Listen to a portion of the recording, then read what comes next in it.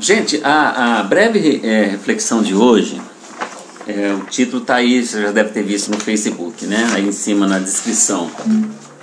Alguns equívocos de interpretação da Bíblia. Deixa eu aumentar aqui a luminosidade que está ruim.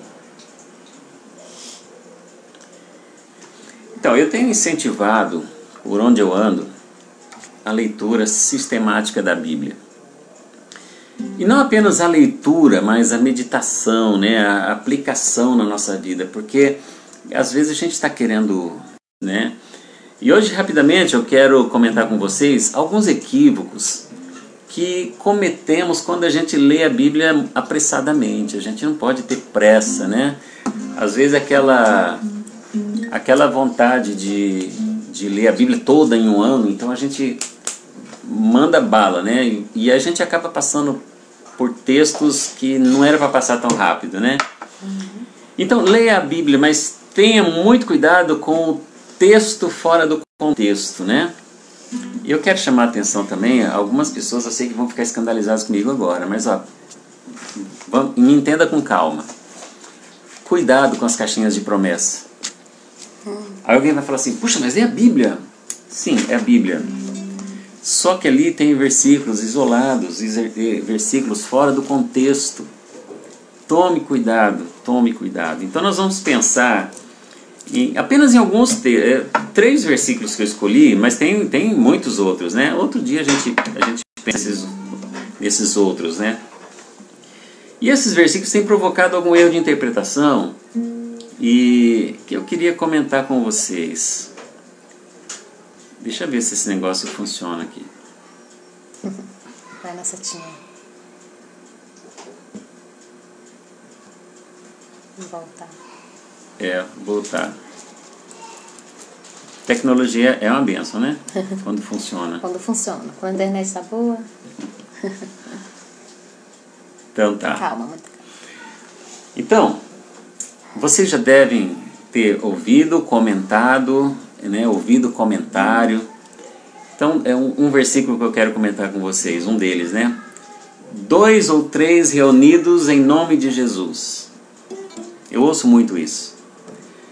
O que quer dizer esse versículo? Onde estiverem 2 ou 3 reunidos em meu nome, ali eu estou no meio deles. O que quer dizer esse versículo?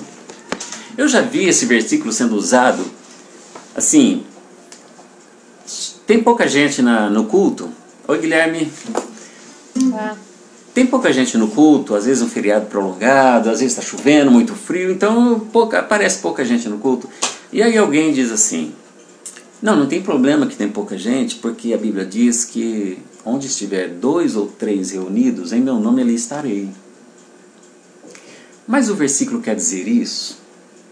Será? Será que quer dizer isso? O que o versículo está dizendo? Então, para a gente entender o que o versículo está dizendo, você já parou para pensar assim, bom, onde estiver 2 ou 3 reunidos, Jesus vai estar ali, não é isso que diz o texto? Você já parou para pensar que quando você está sozinho, Jesus está ali também? Então, por que o texto diz, o versículo diz que onde estiverem 2 ou 3 e não um só? Se quando eu estou sozinho, Jesus está comigo também. Não parece que tem alguma coisa estranha aqui? A gente precisa entender o contexto que foi escrito isso. Então vamos lá.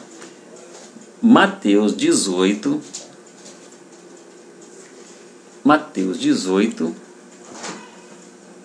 Vamos lá. Mateus 18. Abre a sua Bíblia aí, Mateus 18.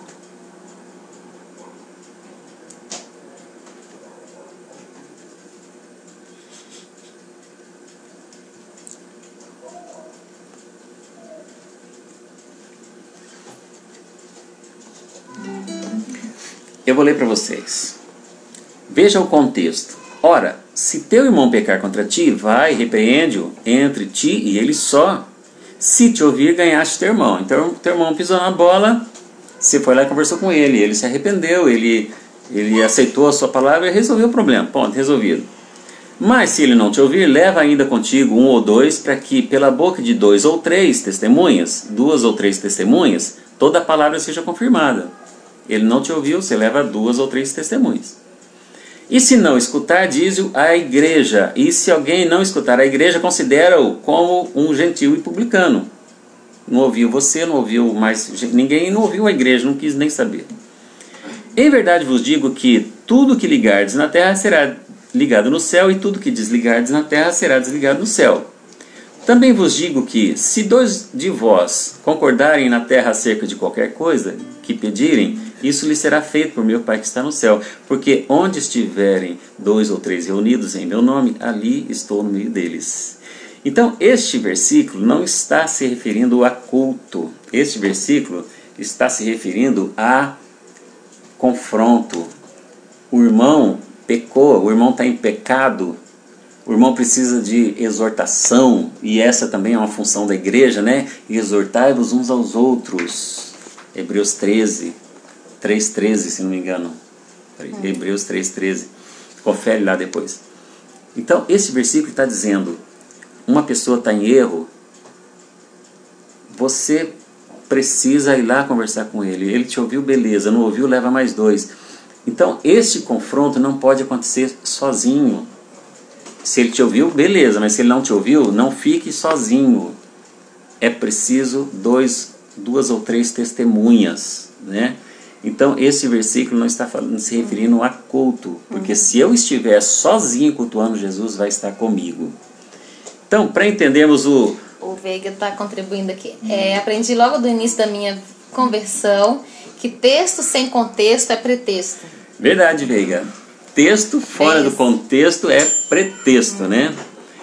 Veja, em Deuteronômio 17:6 diz assim: por depoimento de 2 ou 3 testemunhas será morto o que houver de morrer. Por depoimento de uma só testemunha não morrerá. Então é preciso 2 ou 3 pessoas. E lá em 2 Coríntios 13:1 também está escrito: pela boca de 2 ou 3 testemunhas toda a questão será decidida.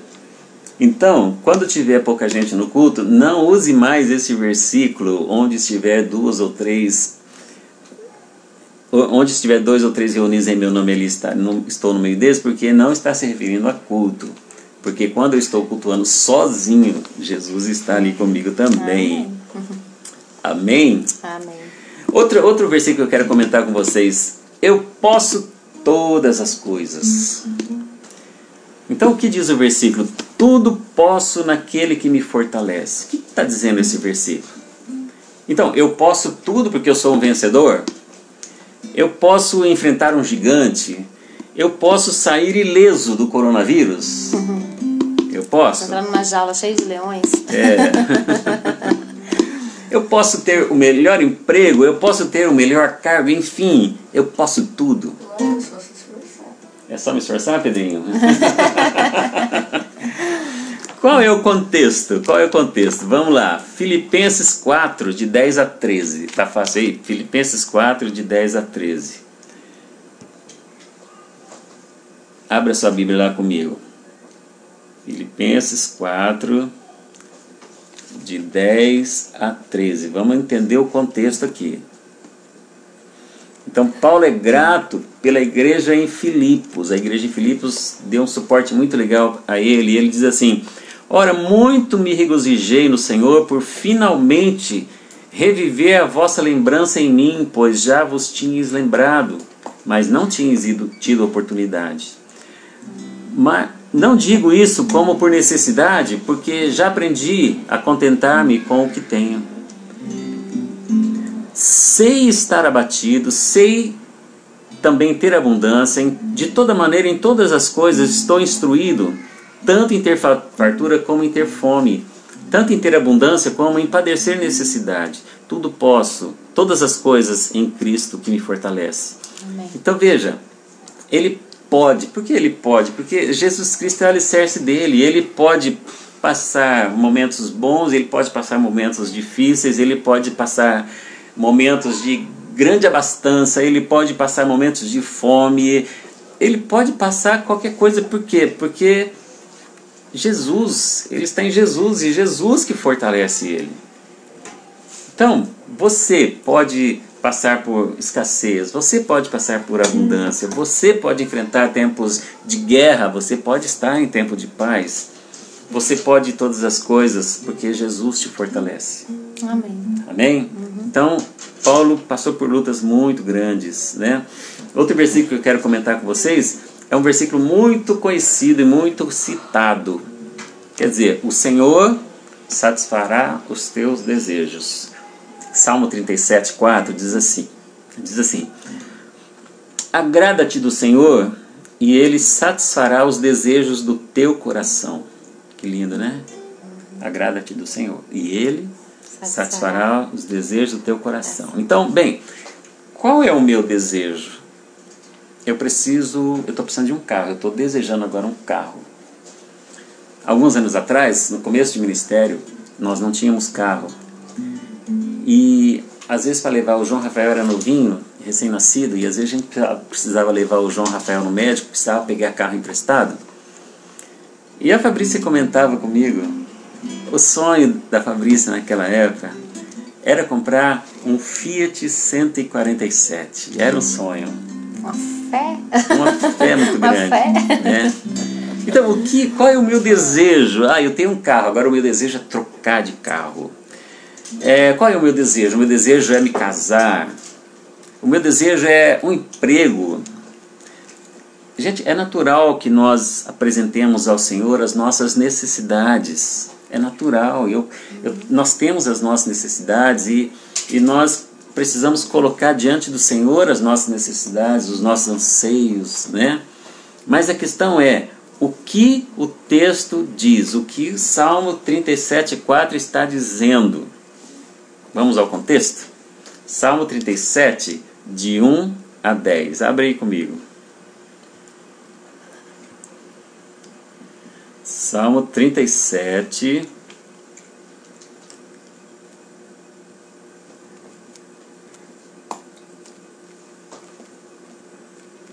de 1 a 10, diz assim, olha: não te indignes por causa dos malfeitores, nem tenha inveja dos que praticam iniquidade, porque cedo serão ceifados como a erva e murcharão como a verdura. Confia no Senhor e faze o bem, habitarás na terra e verdadeiramente serás alimentado. Deleita-te também no Senhor e Ele concederá os desejos do teu coração. Entrega o teu caminho ao Senhor, confia nele e Ele o fará. E Ele fará sobressair a tua justiça como a luz e teu juízo como o meio-dia. Descansa no Senhor e espera nele. Não te indignes por causa daquele que prospera em teu caminho, por causa do homem que executa astutos intentos. Deixa a ira e abandona o furor. Não te indignes de forma alguma para fazer o mal, porque os malfeitores serão desarraigados, mas aqueles que esperam o Senhor herdarão a terra. Pois ainda um pouco e o ímpio não existirá. Olharás para o seu lugar e não aparecerá. Então, o que está dizendo o texto? Há um problema de justiça ali. Veja o verso 6. Há um problema de justiça. Malfeitores estão prejudicando, pessoas de bem, pessoas inocentes estão sendo injustiçadas por causa de malfeitores. O inocente injustiçado precisa entregar a sua causa nas mãos do Senhor. Então, é muito comum vermos pessoas injustiçadas, e eu já passei por isso, eu acredito que você também já tenha passado por isso. Você foi injustiçado. Quer coisa mais terrível do que ser injustiçado?